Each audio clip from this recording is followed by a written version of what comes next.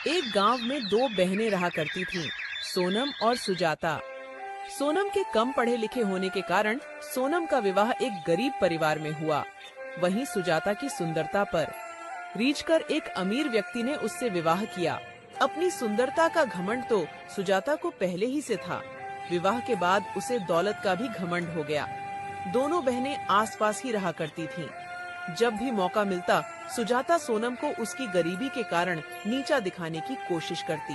अरे सोनम, तुझे पता है अभी अभी मेरे पति ने मुझे सोने का हार दिलाया और तुम्हारे खेत के पास वाला जो खेत है वो भी हम खरीद रहे हैं। तुमने तो शादी के बाद कुछ भी नहीं खरीदा होगा, मगर कर भी क्या सकते हैं। तुम्हारे पति के तो खाने के ठिकाने नहीं है, वो तुम्हें क्या खरीद कर देगा। सोनम को बुरा तो लगता, किंतु वह मन महसूस कर रह जाती। सोनम के दिन बड़ी तंगहाली में गुजर रहे थे। 2 वक्त की रोटी भी बड़ी मुश्किल से जुट पाती थी। कई बार सुजाता से मदद की गुहार की। अरे सुजाता बहन, आज हमारे घर पर अन्न का एक दाना भी नहीं है। ऐसे में मेरे पति जमींदार के घर पर गए, मगर जमींदार ने पैसे देने से इनकार कर दिया। तो सुजाता बहन, आज तुम थोड़े पैसे की मदद कर दो। फसल बिकते ही हम तुम्हारे पैसे लौटा देंगे। अरे बहन, तू आज पैसे मांगने आई है? अगर तू कल पैसे मांगने आती तो मैं तुझे थोड़े बहुत पैसे दे भी देती। मैंने तुझे बताया था ना, तुम्हारे खेत के पास वाला खेत जो हम खरीद रहे हैं। तो आज सुबह सुबह मेरे पति घर में जितने भी पैसे थे सभी लेकर चले गए। घर में आज पैसे नहीं हैं। किंतु सुजाता ने कभी उसकी कोई मदद नहीं की।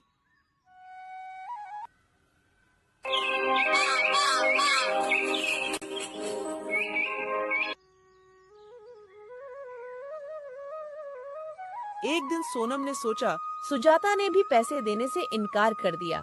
अब मैं क्या करूं? एक काम करती हूं, मैं मेरे बड़े भैया के घर जाकर उनसे पैसे मांगती हूं। वो मुझे पैसे देने से मना नहीं करेंगे।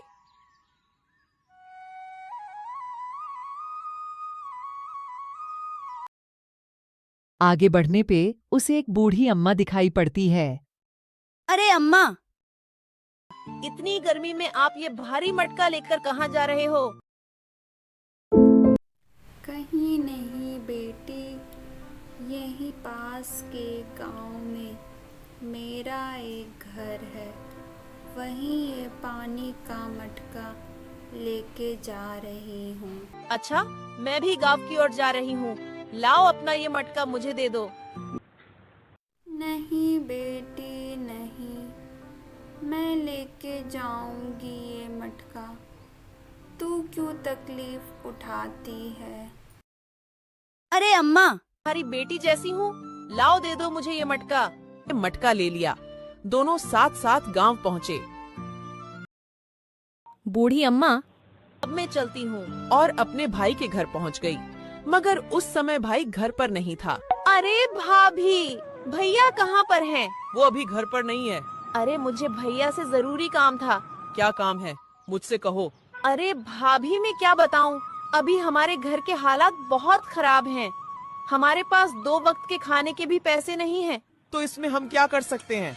हमारे पास कोई पैसों का पेड़ है जिसमें से पैसे तोड़कर तुम्हें हम दे दें। हमारे पास अभी पैसे नहीं हैं। ठीक है, पैसे मांगने के अलावा कोई काम हो तो बताओ, वरना यहाँ से जाओ। ठीक है भाभी, मैं चलती हूँ। भाभी ने उसे घर से भगा दिया। दुखी होकर वह अपने गांव वापस लौटने लगी।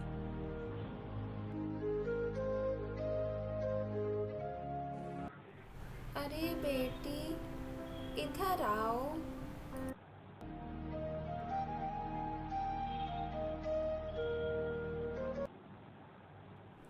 बेटी, तुम इस गांव में किसके घर आई थी?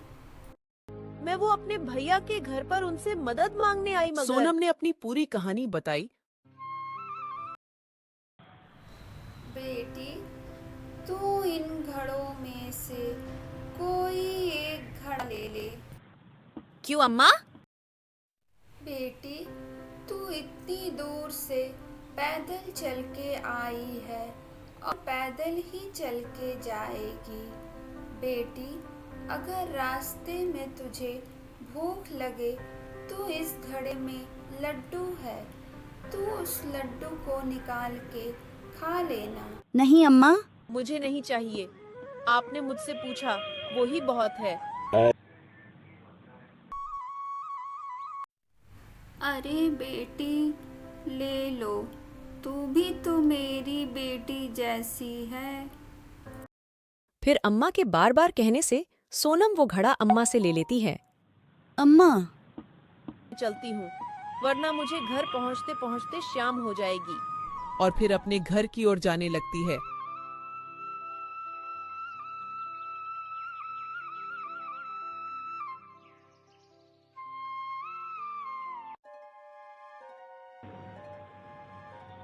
अरे सोनम, आज तुम अपने बड़े भैया के घर गई थी।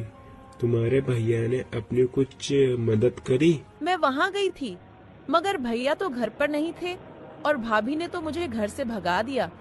अच्छा, इसका मतलब आज भी अपन दोनों को भूखा रहना पड़ेगा। नहीं, आज हमें भूखा नहीं रहना पड़ेगा। मतलब पैसे मिले क्या? अरे नहीं, मैं जब भैया के घर से वापस लौट रही थी तब मुझे रास्ते में अम्मा मिली और मुझे एक लड्डू से भरा घड़ा दिया कि रास्ते में भूख लगे तो खा लेना, मगर मैंने वो लड्डू नहीं खाए। क्या? ये तो बहुत अच्छी बात है। जाओ फटाफट से तुम वो लड्डू ले आओ, अपन दोनों खाएंगे। आज मैंने सुबह से कुछ नहीं खाया। रुको, मैं अभी लेकर आती हूँ। और जैसी ही सोनम घड़े को खोलकर देखती है तो वो चौंक जाती है। अरे बाप रे, सोने की मोहरे, वो भी इतनी सारी। अरे क्या हुआ?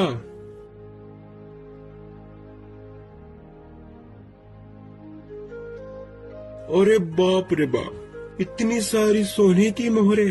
तुम्हें ये घड़ा किसने दिया? मैं सच कह रही हूँ, मुझे ये घड़ा एक बाबा ने ही दिया। अरे बाप रे बाप, भाग्यवान। मुझे तो अपनी आंखों पर विश्वास नहीं हो रहा। मुझे लगता है कि ऊपर वाले ने अपनी सुन ली। तुम सच बोल रहे हो, मुझे तो विश्वास ही नहीं हो रहा है। सोनम और उसके पति की खुशी का कोई ठिकाना नहीं था। फिर वो दोनों ने गांव में खेती के योग्य एक जमीन खरीदी। सोनम की तरक्की देखकर सुजाता को बहुत जलन हो रही थी। वो अपने पति से कहती है, अरे सुनो जी, ये मेरी बहन इतनी पैसे वाली कैसे बन गई? उसके पास इतना धन कहाँ से आया? कुछ दिन पहले तो ये मेरी बहन भिखारी जैसे अपने घर पर भीख मांगने आई थी, और अब तो हमसे भी ज्यादा पैसे वाली हो गई। हाँ, मैं भी वो ही सोच रहा हूँ। पहले तुम्हारी बहन का पति लोगों के खेत में दिहाड़ी से काम करता था और एकदम से इतना पैसा कहाँ से आया? मगर अभी कुछ दिन पहले मैंने तुम्हारी बहन को तुम्हारे भाई के घर की ओर जाते देखा था। क्या भैया के घर की ओर? हाँ, मुझे तो लगता है भैया के घर से ही इतनी सारी धन दौलत लेकर आई होगी। मगर तुम्हारा भाई कैसा है, जो सारा धन तुम्हारी छोटी बहन को ही दे दिया? उसकी बहन तुम भी तो हो ना। भाई के लिए तो दोनों बहन सामान्य हैं, तो फिर दोनों बहनों को बराबर का हिस्सा देना चाहिए। तुम बिल्कुल ठीक बोल रहे हो। भैया की संपत्ति पर जितना उसका अधिकार, उतना ही मेरा अधिकार है। अपन कल सुबह ही मेरे भाई के घर चलेंगे।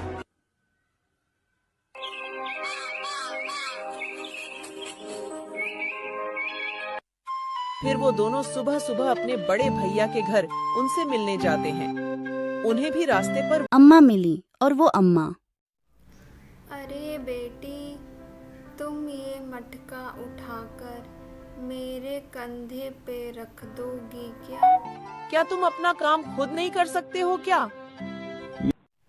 बेटी, मैं बूढ़ी हो गई हूँ बेटी, मुझसे अब ये ज्यादा वजन नहीं उठता। तुम इस मटके को मेरे कंधे के ऊपर रख दो ना बेटी। तो क्या हमसे पूछ के बूढ़ी हुई है? खुद ही तो बूढ़ी हुई है। अरे भाग्यवान, तुम भी कहाँ इस बुढ़े की बातों में आ रही हो? जल्दी जल्दी चलो, हम घर पहुँचने ही वाले हैं। मगर सुजाता ने उस अम्मा की कोई मदद नहीं की। वह उसके भाई के घर पहुंच जाती है। अरे भैया भाभी, अभी कुछ दिन पहले छोटी बहन सोनम यहाँ पर आई थी क्या? हाँ सुजाता, थोड़े दिन पहले सोनम आई थी।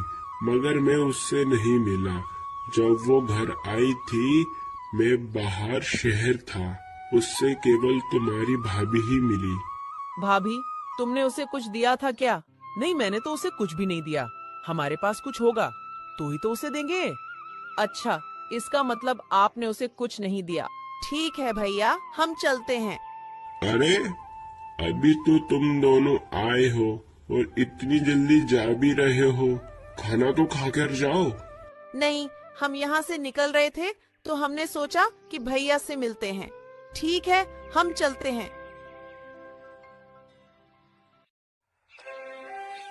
अरे भैया ने तो उसको कुछ भी नहीं दिया, तो फिर उसे इतना सारा धन माया फिर कहाँ से मिला? मैं भी वही सोच रहा हूँ।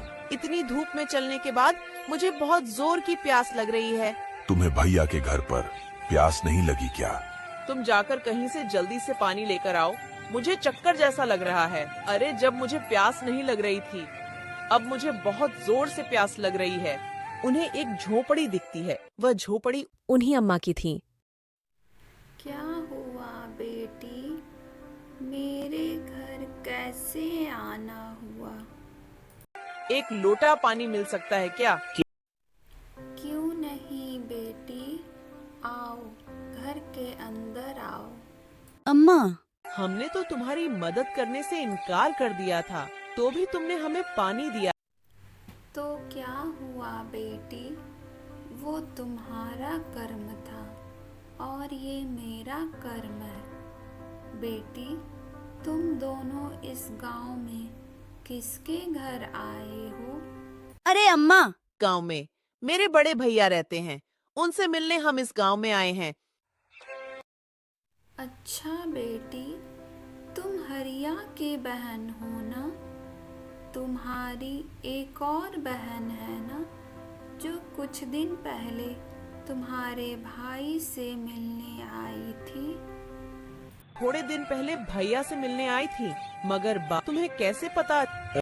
बेटी, जिस जगह आज तुम मुझे मिली थी, थोड़े दिन पहले तुम्हारी बहन भी मुझे वहीं मिली थी। उस बेचारी बच्ची ने मुझसे मेरा मटका लेके मुझे घर तक छोड़ा था। तुम्हें पता है, जब से मेरी बहन भैया के घर से होकर आई है, जब से उसके पास में खूब धन दौलत हो गई है। बताती हूँ बेटी, उस बच्ची के पास जितने भी धन आए हैं, वो सब उसके अच्छे कर्म और अच्छी नीयत के कारण आए हैं। मुझे तुम्हारी बात कुछ समझ नहीं आ रही, और मेरी बहन के ऐसे क्या अच्छे कर्म हैं जो उसे इतना धन मिल गया?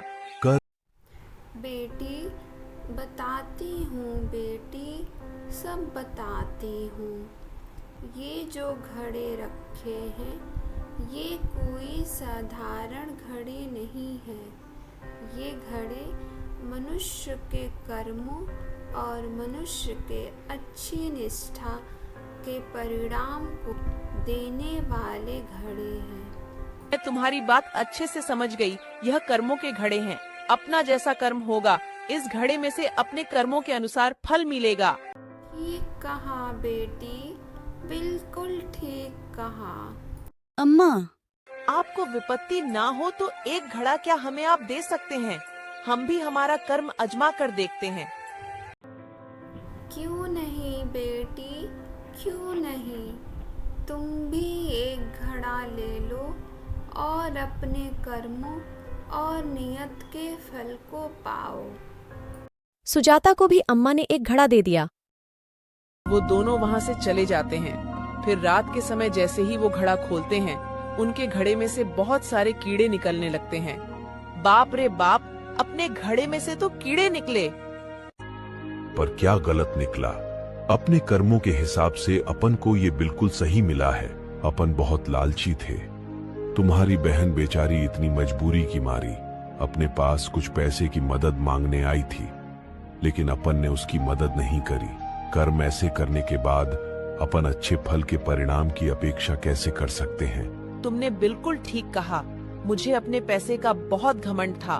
मैंने मेरी बेचारी बहन की मजबूरी नहीं समझी। मैं कैसे भी करके बस अपनी अमीरी से उसे नीचा दिखाती। सुजाता और उसके पति को अपनी गलती का बहुत पछतावा हो रहा था।